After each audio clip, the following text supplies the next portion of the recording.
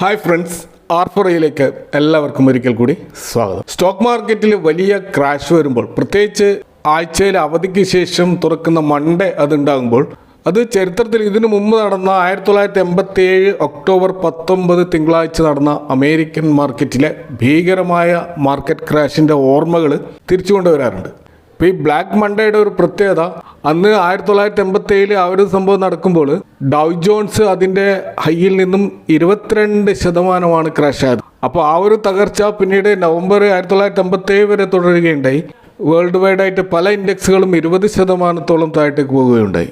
അപ്പോൾ ആ ഒരു സംഭവത്തിൻ്റെ സാധ്യതകൾ ഇപ്പോൾ ഉണ്ടാകുമോ എന്ന് സ്വാഭാവികമായിട്ടുള്ള സംശയങ്ങൾ അനലിസ്റ്റുകൾ ഇന്നലെ ഉയർത്തിയിരുന്നു. അപ്പോൾ അതിൽ പ്രധാനപ്പെട്ട ഒരു അമേരിക്കൻ മാർക്കറ്റ് അനലിസ്റ്റ് ആയിട്ടുള്ള ജിം ക്രാമർ ആ ഒരു സംഭവം പറഞ്ഞുകൊണ്ട് ഇന്നൊരു ബ്ലഡ് ബാത്ത് ഉണ്ടാകുമെന്ന് പറയുകയുണ്ടായി. അപ്പോൾ ഡൊണാൾഡ് ട്രംപിൻ്റെ ഒരു താരിഫ് റിലേറ്റഡ് ആയിട്ടുള്ള ഈ വിഷയം വേൾഡ് വൈഡ് മൊത്തം സ്റ്റോക്ക് മാർക്കറ്റിനെ പിടിച്ചു കുലുക്കിയിരിക്കുന്ന ഈ ഒരു ഘട്ടത്തിൽ തീർച്ചയായിട്ടും അത്തരം ഒരു ക്രാഷ് ഇന്നെല്ലാവരും പ്രതീക്ഷിച്ചിരുന്നു. പക്ഷെ അത് ഒരു ബ്ലാക്ക് മൺഡേ എന്നുള്ള ഒരു വലിയൊരു ക്രാഷിലേക്ക് പോയിട്ടില്ല എന്ന് വേണമെങ്കിൽ ആശ്വസിക്കാം.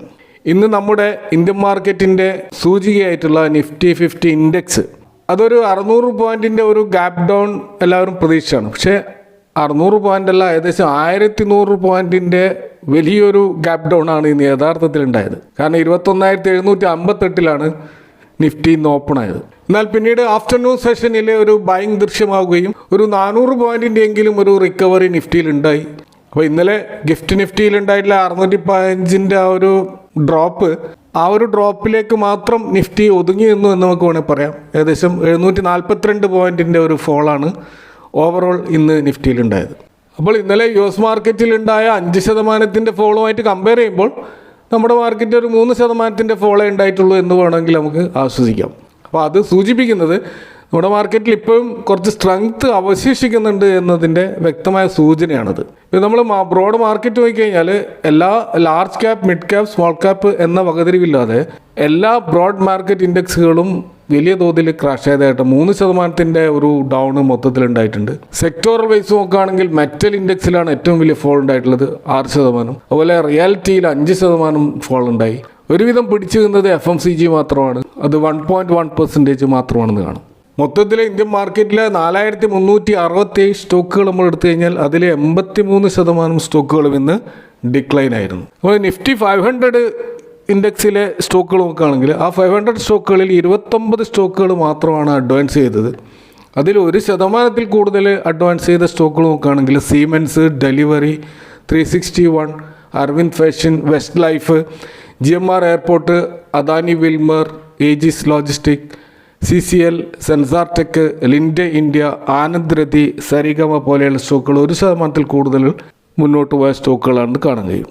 യഥാർത്ഥത്തിൽ ഇന്ത്യൻ മാർക്കറ്റിൽ ബെനിഫിറ്റ് ആകേണ്ട ക്രൂഡ് ഓയിലിൻ്റെ പ്രൈസിലുണ്ടായിട്ടുള്ള ഡ്രോപ്പ് അത് ഇന്നും 2% താഴേക്ക് പോയിട്ട് കാണാം. അപ്പോൾ ഈ താരിഫ് റിലേറ്റഡ് ഇഷ്യൂ കാരണം ക്രൂഡ് ഓയിലിൻ്റെ ഒരു ഡിമാൻഡ് സ്വാഭാവികമായിട്ട് കുറയുകയാണ് ചെയ്യുക.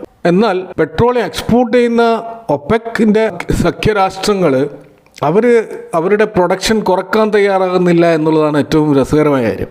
ഇപ്പോൾ 4,11,000 ബാരൽ പെർ ഡേ മെയ്യിൽ ഉൽപ്പാദിപ്പിക്കുമെന്നാണ് അവരിപ്പോൾ തീരുമാനിച്ചിട്ടുള്ളത്. അപ്പോൾ ആദ്യം തീരുമാനിച്ചത് 1,35,000 ബാരലായിരുന്നു പെർ ഡേ. ആ ടാർഗറ്റാണ് ഇപ്പോൾ ഇങ്ങനെ വലിയ 3 ഇരട്ടിയായിട്ട് ഉയർത്തിയിട്ടുള്ളത്. അപ്പോൾ എന്തുകൊണ്ടാണ് ഒപെക് രാഷ്ട്രങ്ങൾ ഇങ്ങനെ ഡിമാൻഡ് ഇല്ലാത്ത സമയത്ത് കൂടുതൽ ഉൽപ്പാദിപ്പിക്കുന്നത് എന്നുള്ളത് മൊത്തത്തിൽ ഈ ക്രൂഡ് ട്രേഡ് അനലിസ്റ്റുകളെ സംബന്ധിച്ചിടത്തോളം വലിയൊരു ആശയക്കുഴപ്പമാണ് അവരിലുണ്ടാക്കിയിട്ടുള്ളത്. ഇത്തരം ഒരു നീക്കം അവരെ മൊത്തത്തിൽ അത്ഭുതപ്പെടുത്തിയിരിക്കുകയാണ്. അപ്പോൾ അതിന് പല വ്യാഖ്യാനങ്ങളും വരുന്നുണ്ട്. അത് ഇൻറ്റേർണൽ ആയിട്ടുള്ള ഒരു പ്രൈസ് വാറിൻ്റെ ഭാഗമായിട്ടാണ് എന്ന് പറയുന്നുണ്ട്. പ്രത്യേകിച്ച് ഈ ഒപെക് രാജ്യങ്ങൾക്കിടയിലുള്ള ചില അസ്വാരസ്യങ്ങളാണ് ഇതിന് കാരണം എന്ന് പറയുന്നവരുണ്ട്. അതല്ല, ട്രംപിൻ്റെ നിർദ്ദേശം കാരണമാണ് ഇങ്ങനെ ചെയ്യുന്നതെന്ന് പറയുന്നവരുണ്ട്. ട്രംപ് താരിഫ് കാരണം മൊത്തത്തിൽ വേൾഡ് വൈഡ് ഉണ്ടാകാൻ പോകുന്ന സപ്ലൈ ഡിമാൻഡിൻ്റെ ഇഷ്യൂ കാരണം ഉണ്ടാകാൻ പോകുന്ന ഇൻഫ്ലേഷൻ, അതിനെ മറികടക്കാൻ ക്രൂഡ് ഓയിലിൻ്റെ വില കുറയുന്നത് നല്ലതാണ് എന്ന് ട്രംപ് കരുതുന്നുണ്ട്. അതിൻ്റെ അടിസ്ഥാനത്തിൽ ട്രംപിൻ്റെ നിർദ്ദേശപ്രകാരമാണ് ഇത്തരം കാര്യങ്ങൾ നടക്കുന്നത് എന്ന വാദവും ഒരു ഭാഗത്തുണ്ട്. അപ്പോൾ ഈ ക്രൂഡ് ഓയിലുമായി ബന്ധപ്പെട്ട ഈ ഡിമാൻഡ് സപ്ലൈൻ്റെ ഈ ഒരു ഇക്വേഷൻ വളരെയധികം കോംപ്ലിക്കേറ്റഡും വളരെയധികം സങ്കീർണവുമാണ്. അപ്പോൾ അതുകൊണ്ട് തന്നെ അതെന്ത് തന്നെ ആയാലും ഇപ്പോൾ നമ്മുടെ മുമ്പിലുള്ള യാഥാർത്ഥ്യം എന്താണെന്ന് വെച്ചാൽ ക്രൂഡ് ഓയിലിൻ്റെ പ്രൈസ് കുറയുന്നുണ്ട് എന്നുള്ളതാണ്. അപ്പോൾ ഇങ്ങനെ ഈ ഒരു കുറയുന്ന ക്രൂഡ് ഓയിലിൻ്റെ പ്രൈസ് നമ്മൾ ഇന്ത്യ രാജ്യത്ത് നമ്മൾ പ്രതീക്ഷിക്കുന്നത് സെൻട്രൽ ഗവൺമെൻറ് ക്രൂഡ് ഓയിലിൻ്റെ പ്രൈസ് കുറക്കുമെന്നുള്ളതാണ്. പക്ഷേ ഇവിടെ ഇന്ന് നമ്മൾ കാണുന്നത് സെൻട്രൽ ഗവൺമെൻറ് പറഞ്ഞിട്ടുള്ളത് എക്സൈസ് ഡ്യൂട്ടി 2 രൂപ കൂട്ടും എന്നുള്ളതാണ്.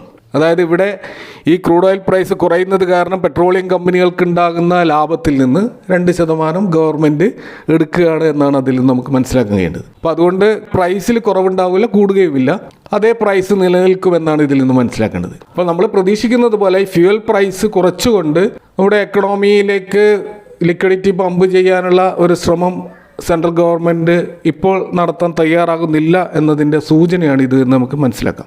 ഇനി നമുക്ക് ഇന്ന് മാർക്കറ്റിൻ്റെ വലിയൊരു തകർച്ചയിൽ പിടിച്ചു നിന്ന ചില സ്റ്റോക്കുകൾ കാണാൻ കഴിയും.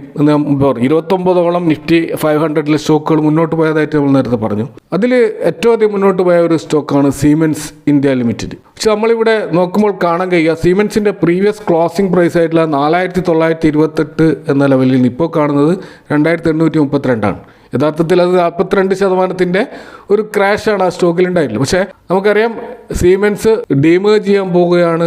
സീമെൻസ് എനർജി ലിമിറ്റഡ് എന്ന് പറഞ്ഞിട്ട് അവരുടെ എനർജി ബിസിനസ്സിനെ സെപ്പറേറ്റ് ചെയ്തുകൊണ്ട് വേറെ തന്നെ ഒരു കമ്പനിയായിട്ട് മാർക്കറ്റിൽ ലിസ്റ്റ് ചെയ്യാൻ പോവുകയാണ്. അപ്പോൾ അതിൻ്റെ റെക്കോർഡ് ഡേറ്റ് ഇന്നായിരുന്നു. ഇന്ന് ആരുടെയൊക്കെ ഡിമാറ്റ് അക്കൗണ്ടിൽ സീമെൻസ് ലിമിറ്റഡിൻ്റെ ഷെയർ ഉണ്ടോ അവർക്കൊക്കെ ഈ ഒരു സീമെൻസ് എനർജി റിമേർജ് ചെയ്ത സ്റ്റോക്ക് വേറെ തന്നെ ലഭിക്കുന്നതാണ്. അപ്പോൾ ഇവിടെ 1:1 എന്നുള്ള അനുപാതത്തിലാണ് ഇത് സ്പ്ലിറ്റ് ചെയ്യുന്നത്. അതുകൊണ്ട് തന്നെ ഇതിൻ്റെ ഒരു പ്രൈസ് അഡ്ജസ്റ്റ്മെൻറ്റ് ഇന്ന് പ്രീ ഓപ്പൺ സെഷനിൽ അതിൻ്റെ സീമെൻസ് എനർജിയുടെ പ്രൈസ് ഓൾറെഡി തീരുമാനിച്ചിട്ടുണ്ടാവും.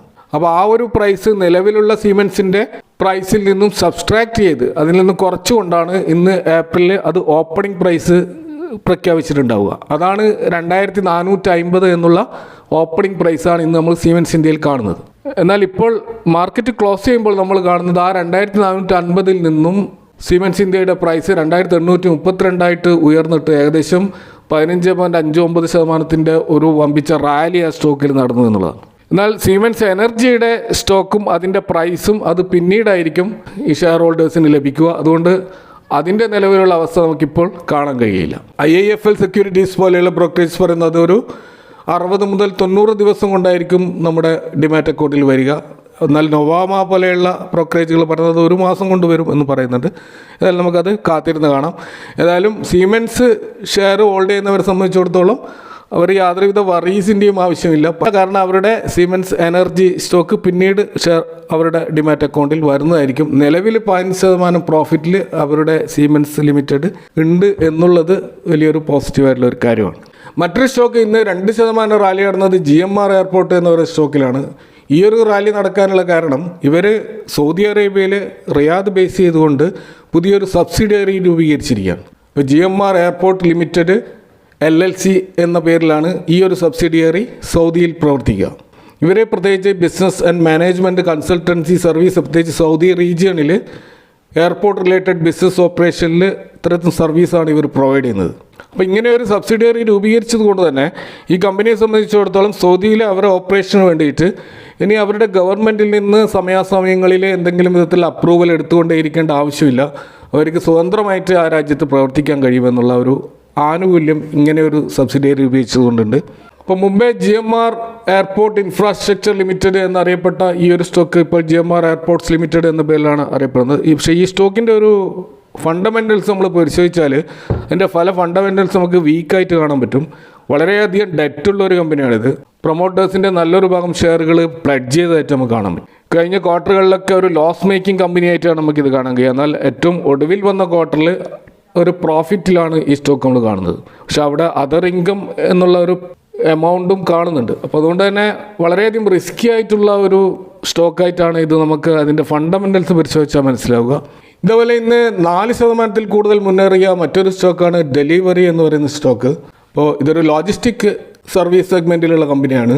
അവർ കഴിഞ്ഞ ദിവസം ഇകോം എക്സ്പ്രസ് എന്ന് പറയുന്ന മറ്റൊരു ലോജിസ്റ്റിക് കമ്പനിയിൽ 1400 കോടിയുടെ ഷെയറുകൾ പർച്ചേസ് ചെയ്യുകയുണ്ടായി. അപ്പോൾ മെജോറിറ്റി ഇകോം എക്സ്പ്രസിൻ്റെ ഷെയറുകൾ പർച്ചേസ് ചെയ്തത് കാരണം നിലവിൽ ഡെലിവറിയുടെ ഒരു സ്വന്തം കമ്പനിയായിട്ടാണ് ഇനി മുതൽ ഇകോം എക്സ്പ്രസും വരിക. അങ്ങനെ ഈ 2 കമ്പനികളും മേർജ് ചെയ്തുകൊണ്ടായിരിക്കും ഇനി പ്രവർത്തിക്കുക.